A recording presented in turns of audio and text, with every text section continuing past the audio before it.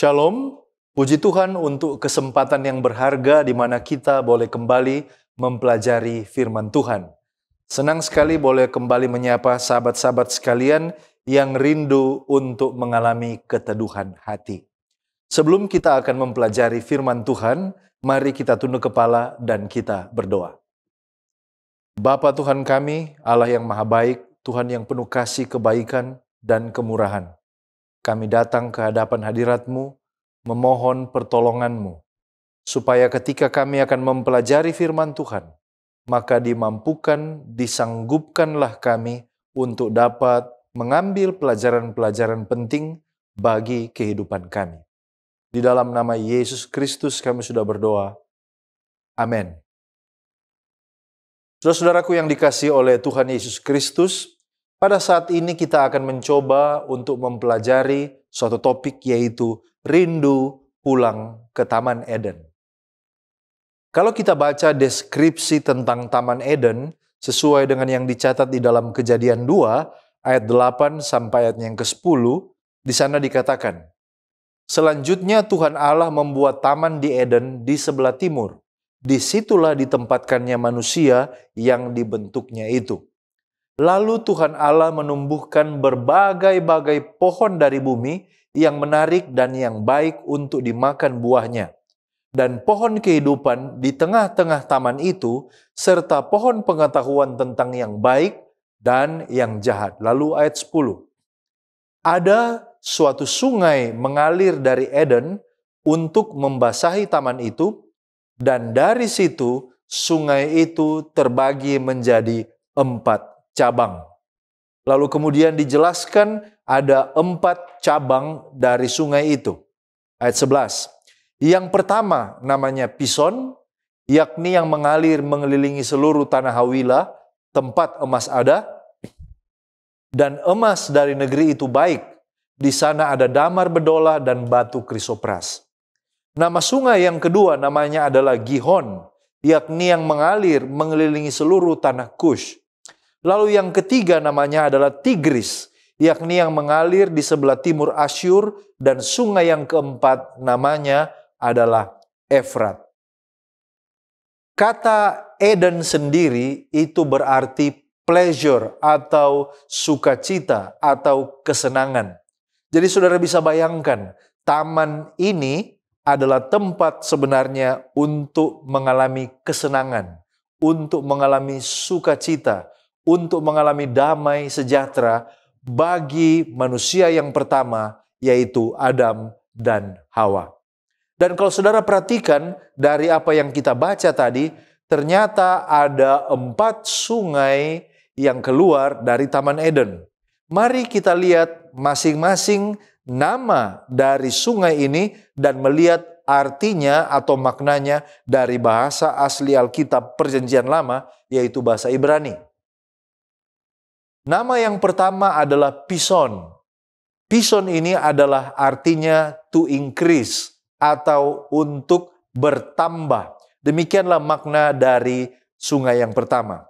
Sementara sungai yang kedua, Gihon, ini artinya adalah bursting forth atau mekar, seperti bunga yang mekar. Demikianlah arti atau makna dari nama sungai yang kedua, yaitu Gihon. Yang ketiga, yaitu Hedekel, ini artinya rapid atau cepat, ya. Itulah makna dari sungai yang ketiga. Dan yang terakhir, Efrat, ini artinya fruitfulness atau berbuah banyak. Jadi kalau saudara perhatikan makna dari 4 sungai ini, maka ini menimbulkan nuansa yang sangat positif. Bertambah, cepat, mekar, berbuah banyak. Itulah sebabnya apa yang ada di Taman Eden ini memberikan semangat, memberikan kesegaran, membuat sebuah nuansa yang sangat positif bagi mereka yang tinggal di tengah-tengah taman itu, yaitu orang tua kita yang pertama, yaitu Adam dan Hawa. Tuhan menciptakan tempat untuk memberikan kepada mereka kebahagiaan. Pada waktu itu belum ada ratap tangis, belum ada penyakit, Belum ada perpisahan oleh karena kematian dan berbagai kemalangan yang lain yang diderita oleh manusia oleh karena masuknya dosa. Tetapi cerita menjadi lain ketika masuk ke pasal 3 dari kitab Kejadian. Ketika Adam dan Hawa jatuh ke dalam dosa, maka kita menemukan bahwa mereka kehilangan sedikitnya ada 3 hal di dalam kehidupan mereka.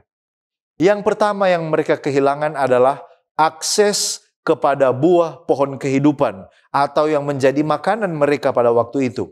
Oleh karena kalau kita baca di dalam Kejadian 3 ayat 22, di sana dikatakan, "Berfirmanlah Tuhan Allah, sesungguhnya manusia itu telah menjadi seperti salah satu dari kita, tahu tentang yang baik dan yang jahat.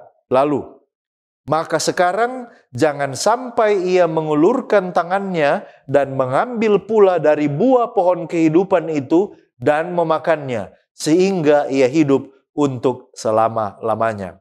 Saudaraku, hamba Tuhan, seorang penulis Kristen, dalam bukunya Patriarchs and Prophets halaman 60 mengatakan, agar supaya dapat memiliki hidup yang tidak berkesudahan, maka manusia yang pertama, Adam dan Hawa, harus senantiasa memakan buah pohon al-hayat.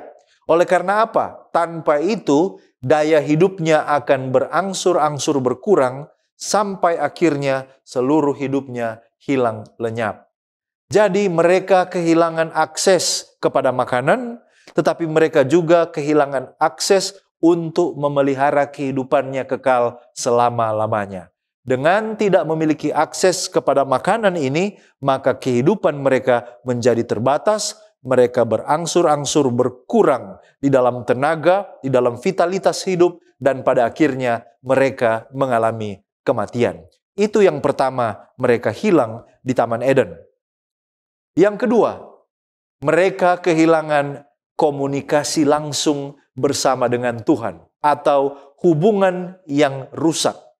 Kalau kita baca Kejadian 3 ayat 9-10, di sana dikatakan, Tuhan Allah memanggil manusia itu dan berfirman kepadanya, "Di manakah engkau?" Lalu ayat 10, ketika dia menjawab, "Ketika aku mendengar bahwa engkau ada dalam taman ini, aku menjadi takut karena aku telanjang, sebab itu aku bersembunyi." Saudaraku, Adam bersembunyi. Dia takut berkomunikasi langsung dengan Allah oleh karena dia tahu bahwa dia telah berbuat sesuatu melanggar perintah Allah. Ketika dosa masuk, maka komunikasi itu menjadi terhalang. Yesaya 59 ayat 1 dan 2 mengatakan, "Sesungguhnya tangan Tuhan tidak kurang panjang untuk menyelamatkan, dan pendengarannya tidak kurang tajam untuk mendengar. Tetapi yang merupakan pemisah antara kamu dan Allahmu ialah segala kejahatanmu, dan yang membuat dia menyembunyikan diri terhadap kamu sehingga ia tidak mendengar ialah segala dosamu." Jadi di sini kita lihat bahwa dosa yang mengakibatkan tidak ada direct communication, hubungan langsung antara manusia yang berdosa dan Allah yang Maha Kudus. Hal yang ketiga yang mereka hilang ketika jatuh ke dalam dosa di Taman Eden adalah cahaya kemuliaan atau pakaian cahaya. Kalau kita baca di dalam Kejadian 3 ayat 10, di sana dikatakan, "Ketika aku mendengar bahwa engkau ada dalam taman ini, aku menjadi takut karena aku telanjang. Sebab itu aku bersembunyi." Lalu firman Tuhan, "Siapa yang memberitahukan kepadamu bahwa engkau telanjang? Apakah engkau makan dari buah pohon yang kularang engkau makan itu?" Saudaraku, setelah manusia jatuh ke dalam dosa, mereka menyadari bahwa mereka telanjang. Tetapi tahukah Anda, sebelumnya pun sebenarnya mereka memang tidak menggunakan bahan penutup. Saya garis bawahi, mereka memang tidak menggunakan bahan penutup. Tetapi bukan berarti mereka tidak ada pakaian. Oleh karena kalau kita lihat, di dalam Kejadian 2 ayat 25, sebelum jatuh ke dalam dosa, di sana dikatakan, mereka keduanya telanjang, manusia dan istrinya itu, tetapi mereka tidak merasa malu. Nah, sekarang yang menjadi pertanyaan, kalau mereka ini memang telanjang, tetapi bukan berarti mereka tidak berpakaian, tetapi sesudah jatuh ke dalam dosa, baru mereka sadar bahwa mereka telanjang. Pertanyaannya adalah, kalau bukan dalam bentuk bahan, seperti apa pakaian yang menyelimuti tubuh mereka sebelum jatuh ke dalam dosa? Saudara-saudaraku, mari kita lihat Tuhan yang menciptakan mereka menurut gambar dan rupanya. Tuhan yang menciptakan mereka menurut gambar dan rupanya, menurut Mazmur 104 ayat 1 dan 2, di sana dikatakan, pujilah Tuhan hai jiwaku, Tuhan Allahku, Engkau sangat besar, Engkau yang berpakaian keagungan dan semarak, yang berselimutkan terang seperti kain, yang membentangkan langit seperti tenda. Jadi, kalau manusia diciptakan menurut gambar dan rupa Allah, menurut Kejadian 1 ayat 27, itu berarti bahwa pakaian Adam dan Hawa sebelum jatuh ke dalam dosa bukan dalam bentuk bahan atau fabrik, bukan juga dalam bentuk kain atau daun dan apapun juga, tetapi pakaian yang membungkus ketelanjangan mereka sebelum jatuh ke dalam dosa adalah cahaya kemuliaan, karena mereka diciptakan seperti menurut gambar dan rupa Allah mereka. Saudara-saudaraku, setelah mereka makan buah pengetahuan yang baik dan yang jahat, 3 hal ini segera hilang dari hidup mereka. Mereka kehilangan akses kepada makanan, mereka kehilangan komunikasi yang langsung bersama dengan Tuhan, dan yang ketiga, mereka kehilangan pakaian kemuliaan mereka. Sungguh sangat tragis. Setelah manusia jatuh ke dalam dosa, maka Adam dan Hawa tidak bisa lagi masuk ke dalam, tetapi hanya dapat mendekat sampai di pintu gerbang Eden. Dan di sana juga menjadi tempat menyembah yang pertama sesudah kejatuhan. Kita bisa baca seorang penulis Kristen di dalam bukunya Patriarchs and Prophets halaman 62. Di sana dikatakan bahwa Taman Eden tetap berada di atas bumi ini lama setelah manusia terbuang dari jalan-jalannya yang penuh kesukaan itu. Umat yang berdosa itu lama diizinkan untuk dapat memandang kepada rumah mereka sebelum berdosa. Pintu gerbangnya terhalang hanya oleh malaikat-malaikat. Di pintu Firdaus yang dikawal oleh malaikat-malaikat, kemuliaan ilahi dinyatakan. Dan di sana dikatakan bahwa ke tempat inilah, di depan pintu gerbang, Adam dan anak-anaknya telah datang untuk menyembah Tuhan. Di sini mereka memperbaharui janji mereka untuk taat kepada hukum terhadap mana pelanggaran mereka telah menyebabkan mereka terbuang dari Taman Eden. Saudaraku, ketika orang tua kita yang pertama, Adam dan Hawa dan keturunannya, tidak bisa lagi masuk ke dalam Taman Eden oleh karena dikawal oleh malaikat, mereka hanya bisa sampai di depan pintu gerbang dan memandang ke dalam. Kita bisa bayangkan betapa sedihnya Adam dan Hawa menceritakan cerita ini kepada anak cucu mereka bahwa sebenarnya mereka tinggal di dalam sana. Sebenarnya mereka dipenuhi dengan kebahagiaan, tidak ada penyakit, tidak ada kematian. Tetapi oleh karena mereka jatuh ke dalam dosa, mereka sekarang hanya bisa tiba di depan pintu gerbang dan memandang, mengingat bagaimana mereka telah melanggar perintah Tuhan dan Tuhan telah mengusir mereka dari taman itu. Di tempat inilah, di depan pintu gerbang Eden, Adam dan Hawa dan keturunan mereka bertemu dengan Allah. Tetapi yang menjadi pertanyaan, apa yang kemudian terjadi kepada tempat di mana mereka itu datang dan menyembah Tuhan? Kembali lagi dari buku yang sama dan halaman yang sama, halaman 62 dikatakan, ketika arus dosa melanda dunia ini dan kejahatan manusia menetapkan kebinasaan mereka oleh air bah, tangan yang telah mendirikan Eden itu telah mengangkatnya dari dunia. Saudaraku, Taman Eden telah diangkat oleh Tuhan. Kita bisa memahami ini dalam dua hal. Baik itu secara literal, artinya tangan Tuhan mengangkat Taman Eden dan dibawa ke satu tempat yang lain. Atau kita bisa memahami ini secara simbol, artinya tangan Tuhan mengizinkan air bah itu menyapu Taman Eden yang dulunya diciptakan untuk kebahagiaan bagi manusia. Apapun pandangan saudara tentang hal ini, tetapi satu hal yang penting bahwa sesudah air bah, Taman Eden itu tidak ada lagi di sana. Tidak ada lagi tempat bagi manusia untuk datang dan bertemu dengan Tuhan, untuk mengajar keturunannya, untuk melihat kepada Tuhan. Tidak ada lagi tempat itu. Itu sebabnya di setiap hati kita muncul kerinduan, rindu untuk kembali pulang ke Taman Eden. Oleh karena tiga hal yang kita hilang tadi, makanan, hubungan yang langsung dengan Tuhan, lalu kemudian juga adalah pakaian kemuliaan.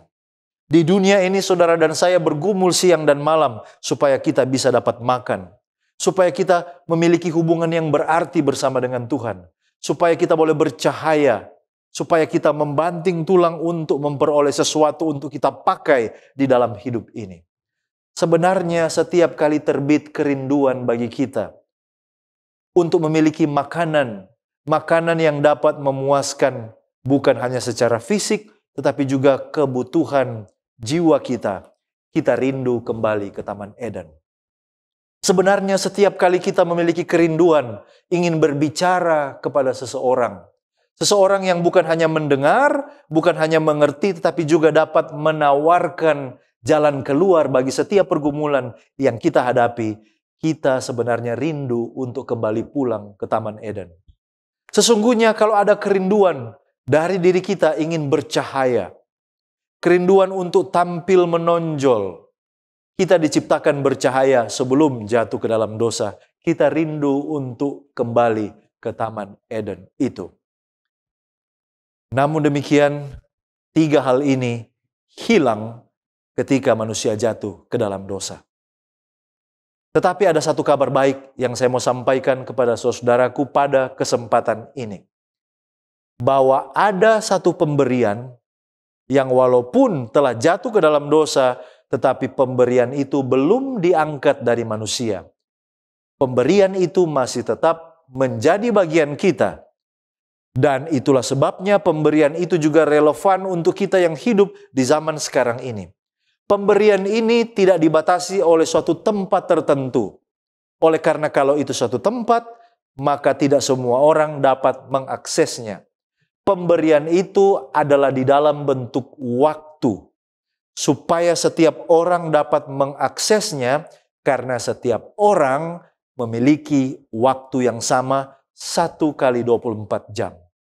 Dan pemberian itu yang sudah ada sejak dari Taman Eden sampai hari ini adalah hari Sabat. Kita tidak perlu kemana-mana, oleh karena pada hari itu, di dalam waktu, Tuhan sendiri yang datang kepada kita, Dia mau bersekutu dengan kita. Dia mau supaya kita hanya berfokus kepada Dia. Dia mau supaya kita tidak memikirkan hal yang lain. Karena ibarat dua sejoli, ini adalah quality time. Waktu kita yang terbaik berbicara dengan Dia, mendengarkan Dia berbicara, berhubungan dengan Dia, dan dikuatkan olehnya.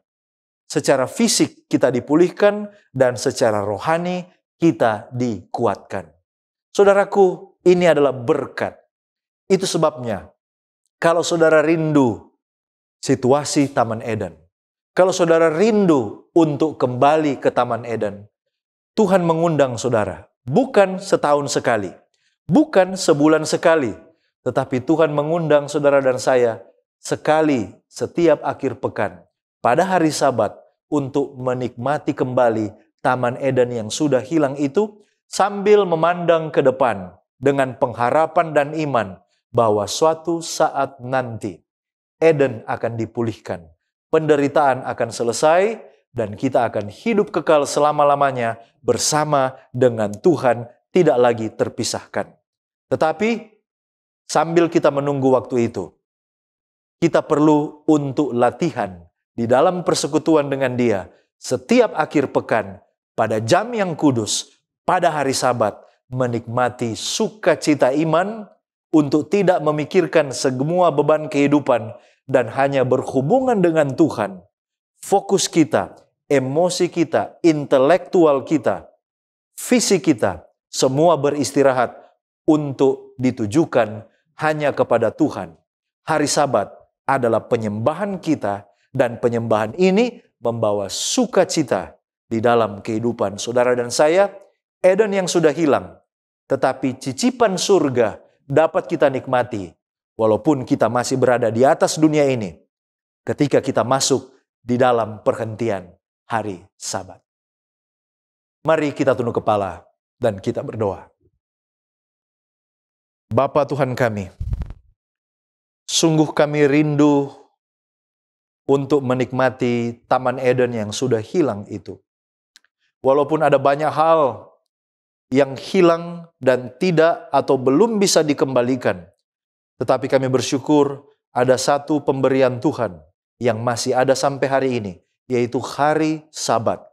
Hari di mana kami bersekutu dengan Engkau. Hari di mana kami bersekutu dengan sesama kami manusia. Hari di mana kami boleh menikmati kedekatan, hubungan yang intim bersama dengan Engkau tanpa gangguan. Tuhan, kami rindu kembali ke Taman Eden. Tolonglah kami untuk mencintai hari Sabat, untuk masuk di dalam perhentian hari Sabat, untuk menyembah Yesus dan menikmati persekutuan dengan umat-umat Tuhan pada hari yang Engkau berkati ini.